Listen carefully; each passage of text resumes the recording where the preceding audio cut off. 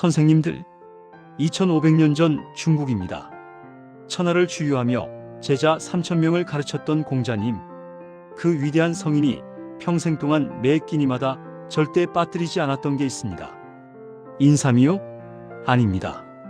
녹용이요? 그것도 아닙니다. 생강입니다.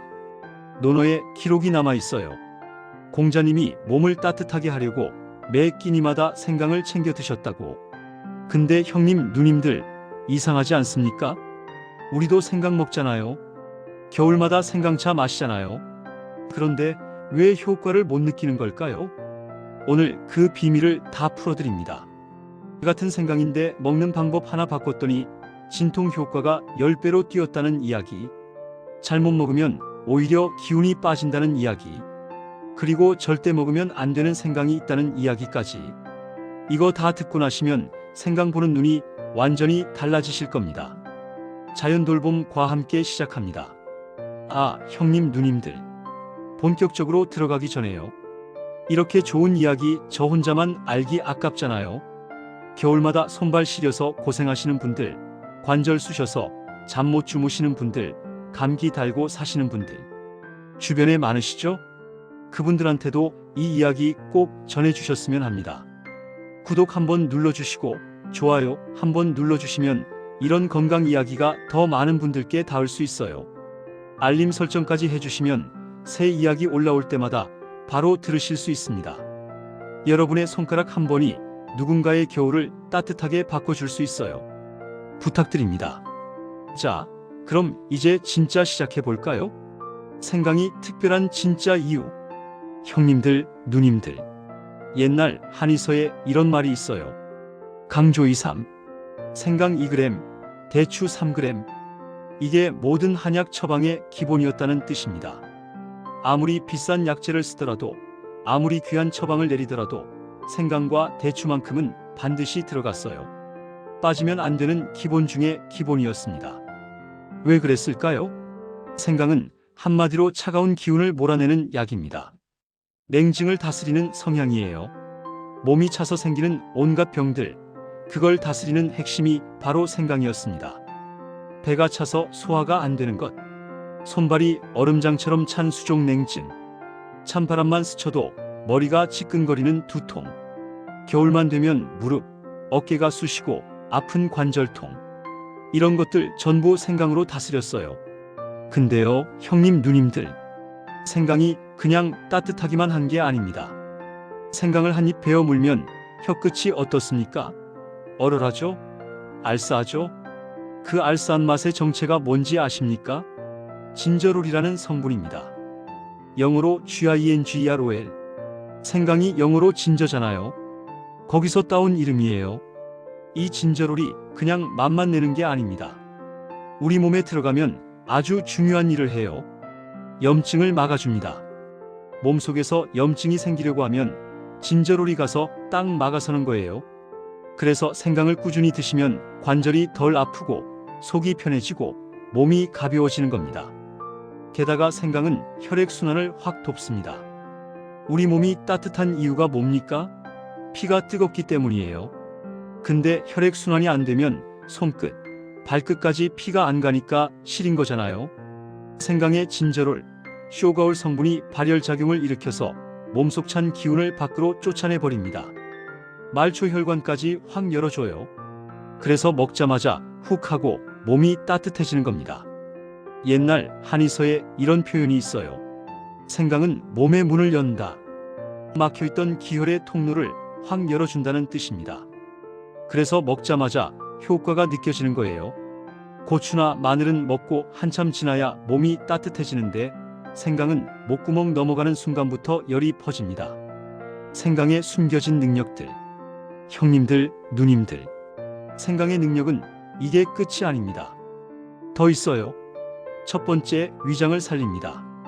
사람의 위장은 용광로 같은 거예요. 평생 불이 꺼지면 안 되는 곳입니다.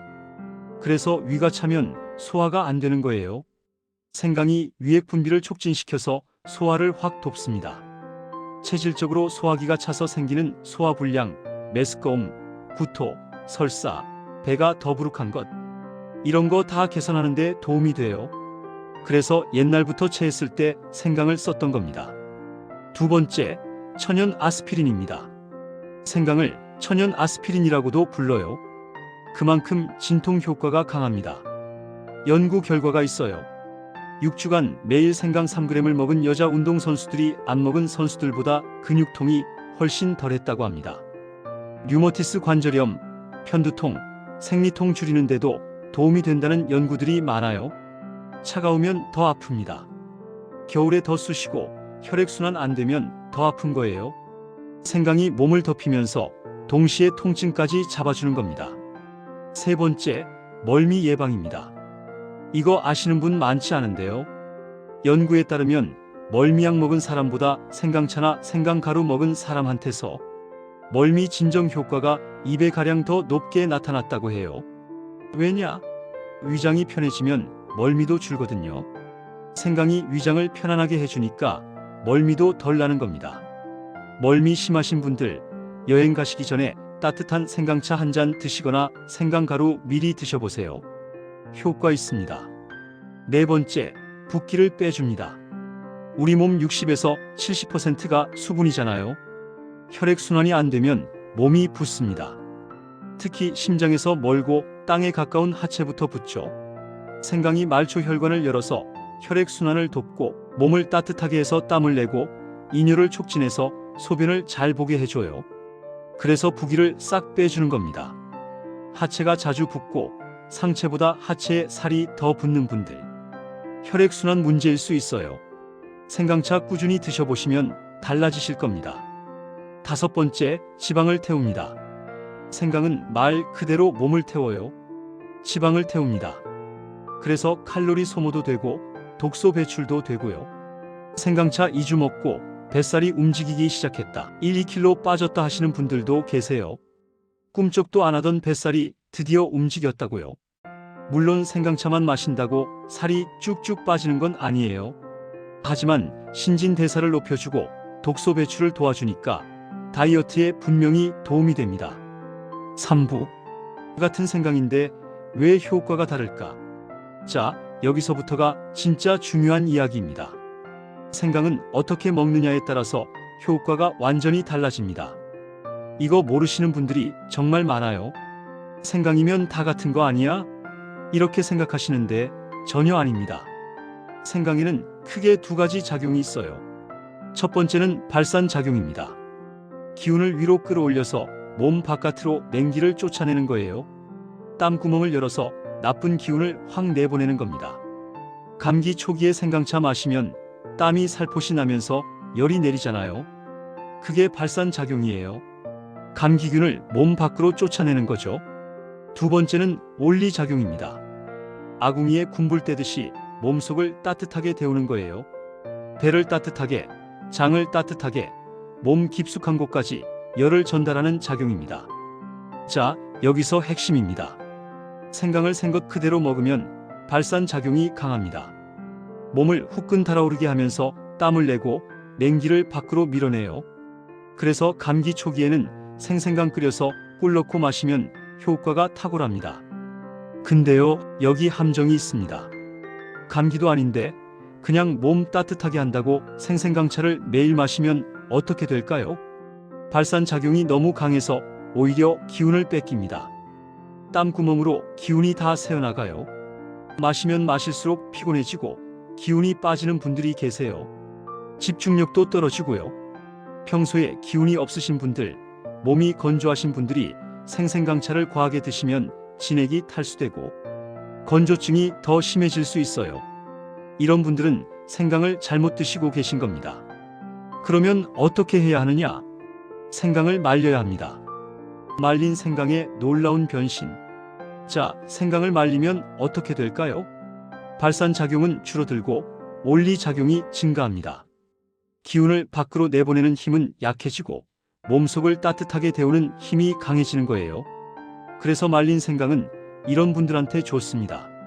손발이 얼음장처럼 차가운 수족냉증 있으신 분들, 배가 차서 찬 음식만 먹으면 배 아프고 설사하시는 분들, 겨울만 되면 온몸이 시리고 움츠러드시는 분들, 이런 분들이 말린 생강으로 만든 차를 꾸준히 드시면 뱃속 냉증이 다스려지고 몸 전체가 따뜻해집니다.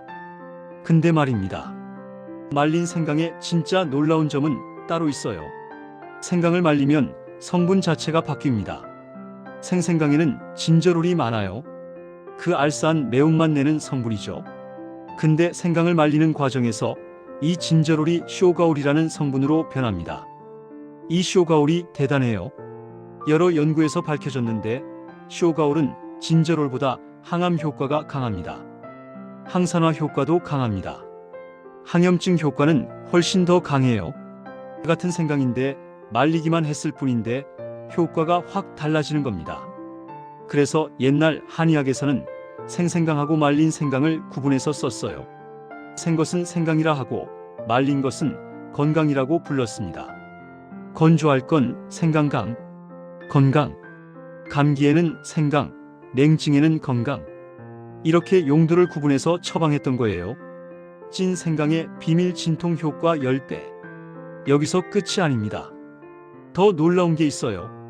생강을 그냥 말리는 게 아니라 한번 쪄서 찐 생강으로 만든 다음에 말리면 어떻게 될까요? 효과 성분이 더욱 증가합니다. 특히 진통 효과가 약 10배까지 상승한다는 연구 결과가 있어요. 10배입니다. 10배요. 그래서 관절이 쑤시고 아프신 분들, 생리통이 심하신 분들, 복통이 자주 있으신 분들, 이런 분들은 그냥 말린 생강보다 찐 생강을 말린 걸로 차를 끓여 드시면 진통 효과가 훨씬 좋습니다. 만드는 방법 알려드릴게요. 어렵지 않아요. 생강을 깨끗이 씻어서 얇게 썰어요.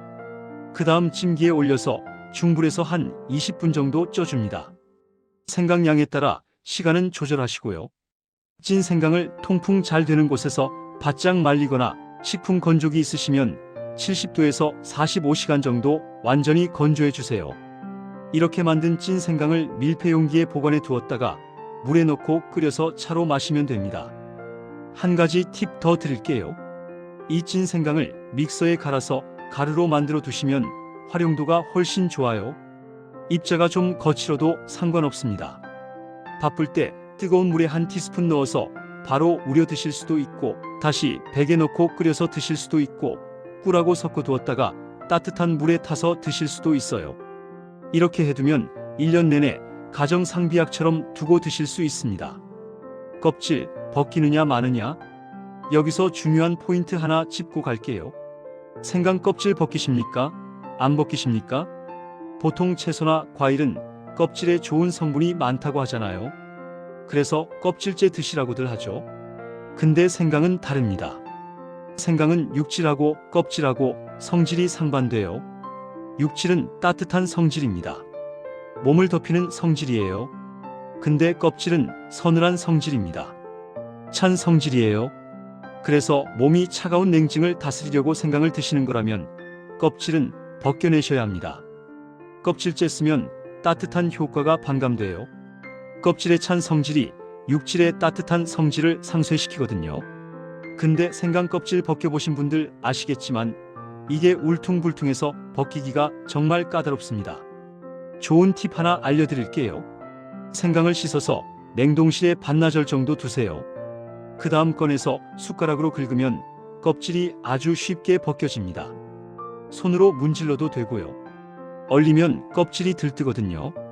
이 방법 쓰시면 생강 손질이 훨씬 편해집니다. 압력밥솥 생강차의 비밀. 자, 이제 오늘 이야기의 하이라이트입니다. 아까 말씀드렸죠? 열을 가하면 진저롤이 쇼가올로 바뀐다고. 근데 문제가 있어요. 물은 아무리 끓여도 100도를 못 넘습니다. 100도에서는 진저롤이 쇼가올로 바뀌긴 하는데 아주 조금만 바뀌어요. 더 많이 바꾸려면 어떻게 해야 할까요? 더 높은 온도로 가열해야 합니다. 어떻게요? 압력밥솥을 쓰면 됩니다. 압력밥솥 있으시죠? 밥할 때 쓰시는 그거요. 압력밥솥은 뚜껑을 꽉 닫고 가열하면 안에 압력이 올라가요. 압력이 올라가면 끓는 점도 올라갑니다. 그래서 물이 100도가 아니라 120도, 130도까지 올라갈 수 있어요. 이 고온, 고압 환경에서 생강을 끓이면 진저롤이 쇼가올로 훨씬 많이 바뀝니다. 연구 결과가 있어요. 압력을 가해서 생강을 가열하면 쇼가올 함량이 일반 가열보다 몇 배나 높아진다고 합니다. 여러분 집에 있는 압력밥솥으로 전혀 다른 차원의 생강차를 만들 수 있다는 거예요. 만드는 법 알려드릴게요. 물 4리터, 생강 60g 준비하세요. 생강 60g이면 어른 엄지손가락 2마디 정도 크기 3톨이면 됩니다. 생강을 깨끗이 씻어서 껍질 벗기고 얇게 썰어주세요. 압력밥솥에 물과 생강을 넣고 뚜껑 닫고 중불로 가열하세요. 추가 흔들리기 시작하면 불을 약하게 줄이고 20분 더 끓입니다. 20분 지나면 불 끄고 김이 다 빠질 때까지 기다리세요. 성급하게 열면 위험하기도 하고 좋은 성분이 날아갈 수도 있어요. 김 다 빠지면 뚜껑 열고 체에 걸러주세요. 이때 생강을 꾹꾹 눌러서 마지막 한 방울까지 짜내세요. 이렇게 만든 생강차 한번 드셔보세요. 향부터 다릅니다. 색깔도 더 진하고요. 한 모금 마시면 훅 하고 속으로 열이 퍼지는 게 느껴지실 겁니다. 이게 진짜 생강차입니다. 생강의 황금 짝꿍들. 생강 혼자 마셔도 좋지만 함께하면 시너지가 나는 짝꿍들이 있어요. 첫 번째, 꿀입니다. 꿀도 성질이 따뜻해요. 그래서 생강하고 만나면 온열 효과가 극대화됩니다. 게다가 꿀의 단맛이 생강의 매운맛을 중화시켜서 위장 자극이 덜해요. 부드럽게 마실 수 있습니다. 당뇨 없으신 분들은 생강 꿀차 강력 추천드려요. 근데 꿀 넣을 때 주의할 점 있습니다. 너무 뜨거울 때 넣으면 꿀의 좋은 성분이 파괴돼요. 생강차를 좀 식힌 다음에 손으로 잡았을 때 따뜻하다 싶은 온도가 됐을 때 꿀을 넣으세요. 두 번째, 대추입니다. 한의학에서 생강과 대추는 천생연분이에요. 강조 23, 생강 2g, 대추 3g이 모든 처방의 기본이라고 했잖아요. 근데 이 조합이 특히 좋은 게 있습니다. 불면에 좋아요.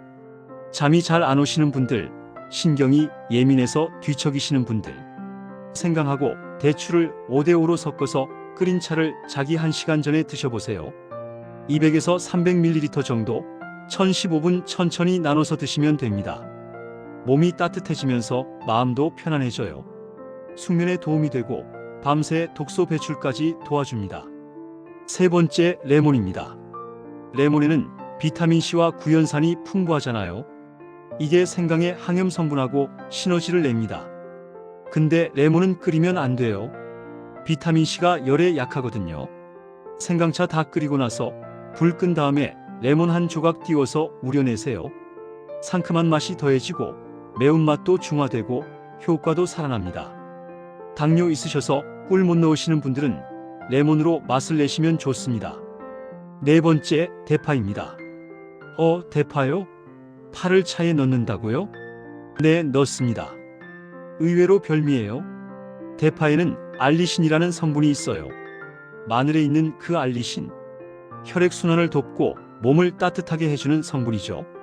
생강하고 만나면 시너지가 나요. 특히 관절 쑤시는 분들, 감기 기운 있을 때 좋습니다. 생강차 끓인 거에 대파 흰 부분 잘게 썰어서 넣고 3분만 우려내세요. 오래 끓이면 알리신이 다 날아가요. 3분이면 충분합니다. 콧물 훌쩍거리고 목 칼칼할 때 대파 생강차 한 잔 마시고 이불 덮고 주무시면 다음날 아침 훨씬 개운합니다. 언제 마시는 게 가장 좋을까? 생강차 마시는 시간도 중요합니다. 기본적으로 아침에 마시는 게 가장 좋아요. 왜냐? 생강은 기운을 위로 끌어올리는 작용이 있거든요. 기운이 상승하는 아침이나 오전에 드시면 하루를 활기차게 시작할 수 있습니다. 아침에 일어나면 손발도 차고 몸이 무겁고 일어나기 힘드신 분들, 아침에 따뜻한 생강차 한 잔으로 시작해보세요. 먹은 날과 안 먹은 날이 다르다는 걸 느끼실 겁니다. 근데 저녁에 마셔도 좋은 경우가 있어요. 불면증 있으신 분들, 앞서 말씀드린 대로 생강하고 대추를 섞어서 마시면 숙면에 도움이 됩니다. 자기 1시간 전에 드시면 몸이 따뜻해지면서 편안하게 잠들 수 있어요. 밤새 독소 배출을 도와주는 작용도 있습니다. 정리하면요. 손발 차고 아침에 일어나기 힘드신 분들은 아침에 드시고 잠이 잘 안 오시는 분들은 저녁에 대추 넣고 드시면 됩니다. 그리고 빈속에는 피하시는 게 좋아요. 아침에 일어나자마자 빈속에 생강차 마시면 위에 자극이 갈 수 있습니다. 뭐라도 조금 드시고 나서 마시세요. 밥 먹고 나서 마시면 소화도 도와주고 좋습니다. 이런 분들은 조심하셔야 해요. 좋은 것도 다 맞는 건 아닙니다. 고대 로마의 철학자 루크레티우스가 이런 말을 했어요. 누군가에게는 음식인 것이 다른 사람에게는 쓴 독이다. 공자님은 생강이 좋다고 평생 드셨지만 생강이 안 맞는 분들도 계십니다. 첫째, 열이 많은 분들. 생강은 몸을 덮이는 음식이에요. 평소 몸에 열이 많으신 분들이 드시면 열이 과도하게 축적될 수 있어요. 오히려 체력이 빨리 소모되고 피로감이 증가할 수 있습니다. 피부 가려움증, 두드러기, 발진이 생길 수도 있고요. 체질적으로 열이 많으신 분들은 생강을 장복하지 마시고 필요할 때만 소량 드세요. 둘째, 속쓰림이나 위통이 심한 분들. 생강이 위액 분비를 촉진해요. 이미 위염이 심하거나 위궤양이 있으신 분들은 위산이 더 나와서 속쓰림이 심해질 수 있습니다. 근데요, 생강이 위장의 혈액순환을 도와주는 건 맞아요. 그래서 완전히 안 드시는 것보다는 매운맛이 거의 안 느껴질 정도로 아주 연하게 타서 드시거나 꿀이나 대추와 함께 드시면 위장 자극이 줄어듭니다. 셋째, 당뇨약 드시는 분들. 생강의 진저롤 성분이 혈당을 낮춰주는 효과가 있어요. 근데 이미 당뇨약을 드시고 계시면 이중으로 혈당이 떨어질 수 있습니다. 저혈당 쇼크가 올 수 있으니 조심하셔야 해요. 소량은 괜찮지만 많이 드시면 안 됩니다. 당분이 첨가된 생강청을 드시면 이런 부작용을 피하는 방법이 되기도 합니다. 넷째, 혈액응고 관련 약 드시는 분들. 혈전용 해제 드시는 분들이요. 치질, 위궤양, 뇌경색 환자분들이 많이 드시는 약이죠. 생강이 피를 묽게 하는 효과가 있어요. 혈전용 해제 드시는 분들이 생강을 많이 드시면 출혈 위험이 증가할 수 있습니다. 다섯째, 수술 앞두고 계신 분들. 수술 전에는 출혈 관련해서 조심해야 하는데 생강이 혈액 응고에 영향을 줄 수 있어요. 수술 일주일 전부터는 생강차 드시지 마세요. 여섯째, 임산부. 임산부분들도 생강 섭취는 주의가 필요합니다. 담당 의사 선생님께 여쭤보시고 드세요. 일곱째, 급성 염증이 있을 때.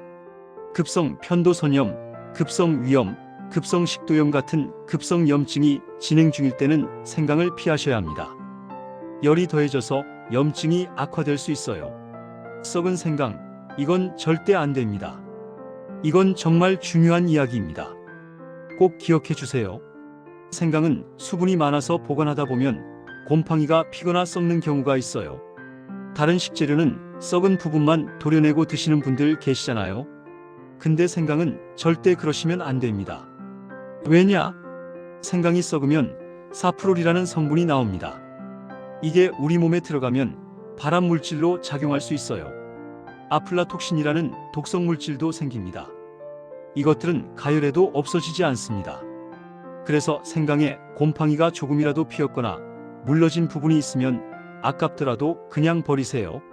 생강은 썩어도 맛이나 생김새에 큰 변화가 없어 보일 때가 있어요. 그래서 그냥 드시는 분들이 계신데 위험합니다. 건강을 위해서 과감하게 버리시고 좋은 생강 새로 사서 드세요. 오늘 생강차 이야기 어떠셨습니까? 별거 아닌 것 같은 생강인데 알고 보니 이렇게 깊은 이야기가 있었네요. 오늘 저녁에 부엌에 가보세요. 생강 있으시면 한번 끓여보시고요. 없으시면 내일 장 볼 때 흙 묻은 생강 한 톨만 사오세요. 비싸지도 않아요. 따뜻한 생강차 한 잔 드시면서 창밖 보시면 겨울도 나쁘지 않습니다.